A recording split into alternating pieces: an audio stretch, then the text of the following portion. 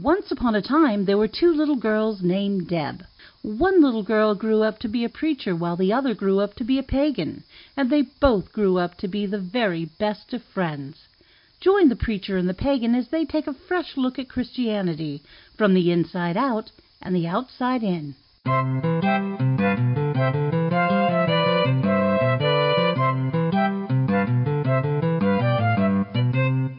Welcome to The Preacher and the Pagan. I'm Deb Bodwin. I don't know who I am. Deb Sutter, you there?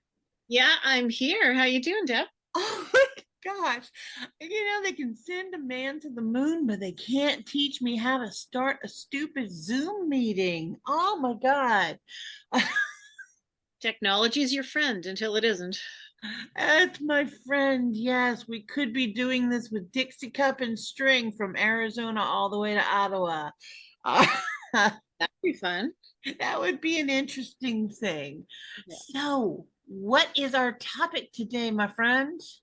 Well, we're going back to the very beginning. We're going to look at the first story of Genesis.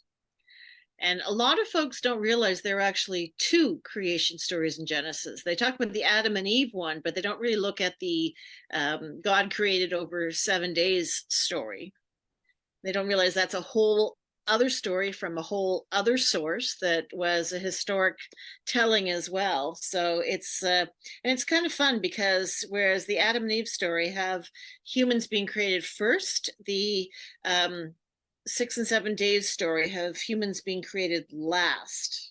Well, it has been 6,000 years, so it's easy to forget the details. Well, it is, but I think what's really kind of cool about the whole, God created this day and that day and the next is that what we know of creating of the world and evolution, it kind of fits. It's not a scientific text, and no one should mistake it for that. But the people who wrote that were aware enough to know that things come in stages, and you need the earth before you can have the animals, and you need the animals before you can have the humans, and you need the sun before you can have any of it. They have that all worked out. Yeah, I didn't realize they were considered two separate creation stories. I just thought the Adam and Eve was a continuation of the first. No, totally separate story. Oh, God bless. Yeah. Now, the nerd part of that is that the Yahweh story is the Adam and Eve story, and that comes through the people who lived in Judah and the priestly class that was exiled into Babylon. And the creation over several days story is an Elohist tradition that comes with the people who were in the northern tribes who escaped the Assyrian occupation and were refugees in Judah. But they have two very, very different theologies. The priestly one, the theology that the Yahwist and the priestly one have is very much, why does God do things to us? And the Elohist and the Deuteronomy history, so that's the actual writing of the book of Deuteronomy as well, have this, okay, we're part of this relationship, so what have we done that has let the relationship down? So okay. Very, very different attitudes. So when we're talking, I think that's one of the reasons why the creation story over several days is more or less written out as a series of gifts, whereas the creation story that has Adam and Eve first, it's very human-centric. Interesting. Do you find that in certain areas, because this is all news to me, I did not realize that these were considered separate things. Do you find that if a certain denomination or a certain church focuses more on one part or another, that it kind of affects the way they approach the relationship with God? In other words, is there a certain part of the country or the faith, your faith, that is more focused on the Adam and Eve story as opposed to the other? And do you find that the ones that are more focused, say, on the 7 days are more open to things like evolution and that sort of thing? Yeah, I think there is a very definite line drawn there. If you're looking at the 7 days, folks who focus on that, and quite frankly, it's my preferred creation story, tend to be more environmentally aware. There's a horrible interpretation. The word dominion is used there in the King James Version, that humans were given dominion over the land. And that has been interpreted as we can do whatever the hell we want. But the actual Hebrew meaning of that is that we're given responsibility to care for the land. And I think people who have kind of rediscovered that and have developed a relationship with that concept, they tend to be left-leaning churches. They tend to be more socially engaged. They tend to see themselves more as responsible to make things better. Those who focus on the Adam and Eve, and these are really broad brushstrokes I'm painting in right now, tend to be more focused on personal salvation, that I have a personal relationship with God, so less interested in the environment, more interested in me, kind of thing. Yeah. So yeah, the lines can definitely be drawn, but just remember to draw them really thick and really big and have no nuance whatsoever. Okay. Well, and I mean, in contrast, if you are part of what a lot of people call earth-based religions or pagan religions, and you can't separate yourself from your connection to the earth and to your responsibility towards the earth, because you're not the same thing, but you're intricately connected. So Yeah. the fate of one absolutely the fate of the earth affects us. Earth would somehow survive. We've survived 5 mass extinctions over the course of the planet's history. They're not going to worry if I don't show up for work in the morning. Yeah. Precisely. Yeah. And that, I think the ones who have a theology of being responsible to the earth, responsible for the earth, I think they've got a very different relationship with God.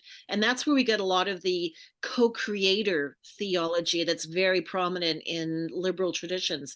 And I think the point can be made that is the theology that Jesus tried to instill in us in various stories in the gospel, that we are part of what is going on. In fact, there's day 6, I think it is, where they create humans. Elohim is actually a plural word. Im on the end of a Hebrew word makes it plural. Right. So God is speaking with God's creation to make humans in their image. So we get a sense that we are a reflection of God, not a superior reflection, but a responsible reflection of creating. And I think that's far more authentic to the expectations of the earliest Christians had with Jesus' guidance than what 2,000 years of religiosity has created that we now look at as modern Christianity. Careful, hon. You're getting real close to accidentally empowering some people. We don't want that to happen. Well, you bring up a very good point. How you tell the creation story and how you place humans in context of that creation story, that really does put a spin on how you can say that people, where you stand in the scheme of things. If you believe that, yes, there have been 5 mass extinctions since the beginning of the planet Earth, and that, the dinosaurs went down, the pre-dinosaurs went down, that gives you a lot more humility and a lot more understanding about the precariousness and how much we need to pay attention. We can't control a comet coming from outer space, but we can control other things. And in that way, it seems like the theology of it is, if you're a co-creator of this world, if you're a reflection of God, not just, the foreman they put on the earth to just bully around the rest of creation, you have a very different perspective, and you may be a little bit more humble about your place in the scheme of things. Absolutely. Yeah. And one of the other parts of this that is often lost is when we see that, God created the sun and the moon, day and night. There's too often they've been used as a binary, and that's not how the Hebrews thought of anything. So Huh. when we say things like, God is the Alpha and the Omega, which actually is Greek letters, we assume that we're talking about all the letters in between as well, not just the first and the end. When God created male and female, it was not just two binary entities. Boy, that was a Freudian slip. But the entire spectrum of gender acknowledgement, because they did have senses of differences in gender, maybe not the extent that we have today, but they had a more a richer appreciation for diversity. When we were talking about, well, Paul even picks this up in Galatians when he gives the first creed, east and west. Well, we're assuming north and south and everybody in between at the same time. So one of the joys is reading this first story of creation and seeing the fullness. For economy of words, two items on the spectrum might be identified, the beginning and the end, but the entirety is assumed in that. Well, that would be, you would have to actually be a little bit, oh, I don't know, aware of, say, metaphor Mm-hmm. as opposed to a literal reading. But, Absolutely. we've never discussed that concept. We'll come back to that. No, no, metaphor never comes up. Well, and it's fascinating to me how your understanding of how something begins completely colors your experience of living that. Mm-hmm. It can be down to the personal level. If you believe, you were born for great things, and that has colored your mind since birth, you're probably going to be more aspirational than someone who's believed since that they were just, a little dumb, what, who was born into nothing to be nothing. If Yeah. you believe that you are in dominion over the world, that's a very different attitude from you are a steward of the planet. Well, again, a later, that's a Victorian, really, interpretation of the word dominion. Mhm.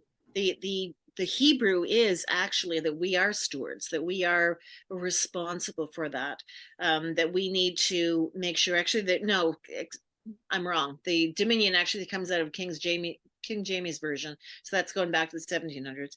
I'm sure he'd love to know you called him King Jamie. Oh, I'm sure I'm not the only one. Jimbo. Yeah, it's richer. I mean, I tell people when I'm reading this, before I even start to read it, if this is the assigned scripture for any given Sunday, I say, close your mind, close your eyes, sorry, close your eyes. Imagine, yeah, I'm slipping all over the place today. Close your eyes, imagine you're around a campfire or in the woods and the stars are above you shining and it's quiet. The animals have bedded down for the night. There's aloft in the distance. There's a few rustling and sounds, and you can hear nature just settling. And someone asks, Grandma, where did we come from? And then the story begins. I think that's once you set that stage and realize these are the stories people told their children to understand how they are important in God's world and where their role is in creation. That they're not just a mistake of evolution, and they're not the center of the universe. There's a middle ground there. And I think that's what this first story of creation gives us, that we have all the wonder, all the incredibleness, all the intellect and ability and grace and creativity that God has managed to put in us. And in addition, we are now able to survey the world that God has given us. And it is our job to take care of that so it continues. And there's no special river, there's no tree of good and evil, there's no sword of life not letting anybody else back in the garden. There's no we're kicked out of this world, which is very much a part of the Adam and Eve story. There's just this is good. And that's the refrain through all of this. This is good and just and exactly what I wanted. And on the seventh day, God will rest because creation is ready. Yeah. It's a much more peaceful story. And it's just it's so engaging because you can see, you can take your moment to, this is the day we're going to focus on the trees and vegetation, and this is the day we're going to focus on birds and insects, and this is the day we're looking at mammals, and this is the day we're contemplating the earth and the skies and the waters. There's just it pulls us in to appreciate the world around us. And it's interesting because this seems to be a place where your faith and my faith are very, very compatible. And because in the Adam and Eve version, I'm just going to shorthand it there. In the Adam and Eve version, it's very much that humans are apart from the world and from creation. Yeah. And in the 7 days version, we are an integral part, dependent and codependent, not codependent, but interdependent. Yes. On nature. And that is definitely a pagan, that's very a pagan belief. And it's so funny how intensely this will affect your entire relationship with the world. Yes. Yep. It is. And it's, I think, the point of connection for a lot of traditions. I mean, there's nothing more arrogant than seeing yourself as the pinnacle of creation, whether that is in your humanness or in your whiteness or in your ableness or in your maleness. All of that is designed to put a certain person on top. Whereas this 7 day creation story, there's no one on top. God creates and then God withdraws and enjoys the creation. There's no sense of hierarchy. There's just adding as it makes sense. And that arrogance is kind of short-sighted, and if you forgive me, it's kind of stupid, because at some point in the game, that little Nokia phone was the pinnacle of all creation as far as cell phones. And now we've got smartphones that look at it and go, yeah, right, whatever. So, just because you might be top of the food chain right now doesn't mean that in 10 generations you might be looked at as something cute and archaic and completely useless if you don't have. There's this picture of Lily Tomlin that I love. She's wearing a t-shirt. It says evolve or die. And that, I kind of like, if you don't grow, if you don't be part of the evolution of this planet, well, then of course, if you don't believe that evolution exists, you're pretty much stuck. Yeah. You're not going anywhere. And I just can't wrap my brain around anybody who can, and I'm sorry if someone listening to this doesn't believe in evolution, but if you can look at a garden and watch that it grows from seed to a plant and then withers and goes right back to seed, if you can't look at that all around you, these cycles, and realize that we cycle too as animate beings. And if you're gonna just believe in a stagnant humanity, then you've kind of missed the connection there. Absolutely. Now, to connect with your point about evolution and the science behind that, I mean, Scripture is not a scientific book. Period. It's not a Oh, history book. Period. It's a conglomeration of stories, some written, some oral, over thousands of years, telling people about their relationship with God. That's what the Bible is. And I've had numerous conversations where I've tried to explain to people that the earliest scientists were actually faithful people. They were yes. religious people who were so enthralled by God's world that they wanted to understand it better. And I get so much mocking from the Oh, anti-Christian sext on that. But that is what's going on. I often tease about physics finally catching up with spirituality. But we've even got that in this creation story. I was reading an article a couple of years ago, and they're now talking about different physical or different physics um, formulas and equations and groups of thought to understand better creation, because the Big Bang theory, I guess if you take it back long enough, it collapses. So yeah. it can't hold. And the latest I'm working model actually has nothingness before it has the Big Bang. And that matches up completely with this story of creation, that in the beginning there was nothing, there was God. And then God started whatever else. And scientists are amazed by that. And there is so many opportunities and have been so many people over the millennia who want to know about our earth, want to develop scientific studies and understanding, simply because the earliest people were not satisfied with the story. It was a good start, but they right. wanted to go deeper. And Well, you're not going to get that level of inspiration out of the second creation story no, as you are with the first. right. And I'll be honest with you. I don't know how I managed to get on this algorithm for YouTube, but this last week I've actually been doing a just a sort of a deep dive down that quantum physics rabbit hole, and my brain hurts real bad.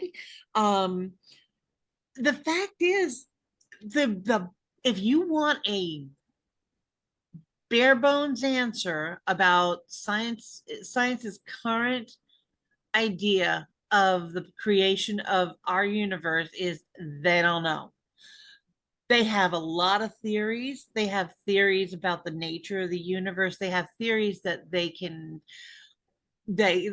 prove mathematically, but they can't test. They have theories that, opposing theories. It's science is the very structured and repeatable and you know confirmable mythology of our time. I'm sorry, until there's something, until we have absolute knowledge of everything, we're guessing. Now we're making really good guesses, and these people are working really hard. They're really smart people, and they're doing a lot of mathematical calculations that I couldn't even begin to fathom. But in the end, you're putting your faith in science just as you're putting your faith in Christianity, and you have to have this understanding that some things are just not completely knowable, you know? Absolutely, absolutely. And I think a lot of people forget that's how science works. Sci- It's yeah, science changes. And if it doesn't change, if it doesn't adjust to new data, new evidence, it's not science.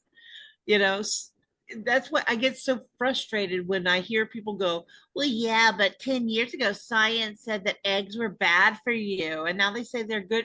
You know what? When you know better, do better. Thank you, Miss Angelo. yeah, yeah. And in that emptiness, people are going to fill it in. And story is the way to fill it in for countless cultures throughout history. And And that's it's fine if you recognize that that's what you're doing, as opposed to making that God on, the truth that you're going to try to rule everybody else by. Yeah, and that's why when we're looking at this creation story is part of what I refer to as Christian mythology or Judeo-Christian mythology. That the first 11 chapters in Genesis, it's all explaining how we got here and why the way we are. And this story is about the creation of the world, about why is it that we have people with uh, different languages. That was the Babel story. Why is it that why are people good and evil? Well, that's the Adam and Eve story. Why how do we know we're God's chosen? Well, that's the Noah story. And then how did the world get started? This is the first creation story, and it's so poetic and it's so rhythmic and it's beautiful. It really is, and it invites the listener to, as I said, to look around, to engage, to see them as part of the workings. When I talk to folks about science versus religion, I'm often saying science and religion have to work together, and they ask and answer different questions. And the questions for religion, for theology, are the why questions and the who questions. We have some of those answers in here. God created the world around us. That's who. Why? Because God wanted to be in a relationship. Those are questions that science doesn't engage in. That's not their turf. But we, as people of faith, these are the answers that we get. And that the fact that the how crosses over between religion and science is kind of cool, but the underpinning is what has been created, why is it created, and who created it. That's what we're concerned with as people of faith. Right. And once you see ourselves in the expectation is in that creation, not the creation was done for us, but that we are part of that creation and part of continuing on that creation after God rests. Now day 8, and we're to pick up the responsibility. It gives us our job. It gives us our responsibility. It's not just us being the recipients. We have to do something with that. And just to be clear, I don't want to ever come across that I'm anti-science. I'm about as far from anti-science as I can be. What I am is anti-extremist. I don't believe that being an extremist on the scientific version and just saying the only things that matter are those that are quantifiable and repeatable is just as bad as being an extremist on the other side, where, you know, none of your facts matter to me. This was written in a book and I believe it, you know, or my preacher told me this and I believe it. You cannot function healthily in a world where you are at an extreme. I mean, you can't, they say you can't burn both ends of the candle. You can't run at full speed all the time. You have to have moderation. You have to have an understanding that both sides matter, not just the what, but the why, and not just the why, but the what. You have to be able to adapt. There it is again. The 7-day is adaptability. Yeah. The Adam and Eve is, hey, you were put here like this, you know, somebody took a piece of dirt, went blah la la la, and now you're a fully formed human being. You don't even have a navel. Do they have navels? And boom, there you go. Yeah. Getting the 7-day thing, that's also the thing that confuses a lot of folks. I've got a video on Barefoot Evangelist on Jewish numerology, because a number is not just a number in the Bible, either in the Greek or in the Hebrew stuff. 7 was the day of perfection. The number 7 was perfection. 8 is beyond perfection. So in the 7 days of creation, where there have been folks before in the past trying to, okay, is the seven millennia? Is it 7 epochs, is like trying to mathematically figure this out, and that's not part of the Hebrew mindset at all. Right. 7 was complete. When God was done, they rested, and this is also where they get the Shabbat, the day of rest that they're now commanded, because after 6 days of work, they're now expected to rest. Just like God, after 6 days of work, is commanded to rest. So we can't look for this story. Actually is pretty blunt and pretty basic. There's not a lot of hidden stuff going on in here. And it would have been understandable to the earliest Hebrew mindset that we're talking about creating a pattern for our own behavior. And one of the sweetest things I saw was a environmental theorist and scientist years ago. I read this article, and he said, I grew up thinking there was a scientific answer for everything. Now I'm old enough to realize that we need to find a lot of the problems of the world actually need a spiritual solution. Mm-hmm. So there's a melding now with some environmental scientists and theorists understanding the spiritual message of this first story of creation in Genesis, and trying to now incorporate some of that thought process into how they approach getting environmental solutions. It's not just going to be a technological solution. We have to have people understanding that they are responsible to the earth. Yeah. That is what this story demands of people, that they are an intricate and not an afterthought, but not the first thought when it comes to creation. And as you said, the earth will go on quite nicely once humans are no longer around populating and destroying things. We have to kind of get our heads around that as a species and realize we're the expendable ones, not the flies, not the mosquitoes, not the fish. And that's crocodiles were here before the freaking dinosaurs, and they're still out there eating humans. Yeah, cockroaches have better claim to this earth than we have. So once you kind of humble yourself to that and find the humility in that, and realize that that you weren't the main focus, you're just the ones to share it with this divine, then you have to take some of those lessons and start to act them out. Okay. We're not just here to sit pretty. That is awesome. And that actually transitions us to what's going to be the second part of this two-parter, which is the Alpha and the Omega, which is going to be how it all ends and what's waiting for us on the other side of that end. Right. I think we probably a lot of theories around that. We want to go ahead and just wrap this one up, and then we will come back in the next time and talk about how the whole Big Bang's going to go boom. That was poetic. I like that. It must be the monster drink. Well, it's not a monster drink. It's a nerd focus energy drink. It was 77 cents. I grabbed it. So, Deb, thank you so much. I'll go ahead and we'll wrap this up. I'm Deb Bodwin. Yeah, and I'm Deb Suttard. And thank you so much for joining us with the the Preacher and the Pagan.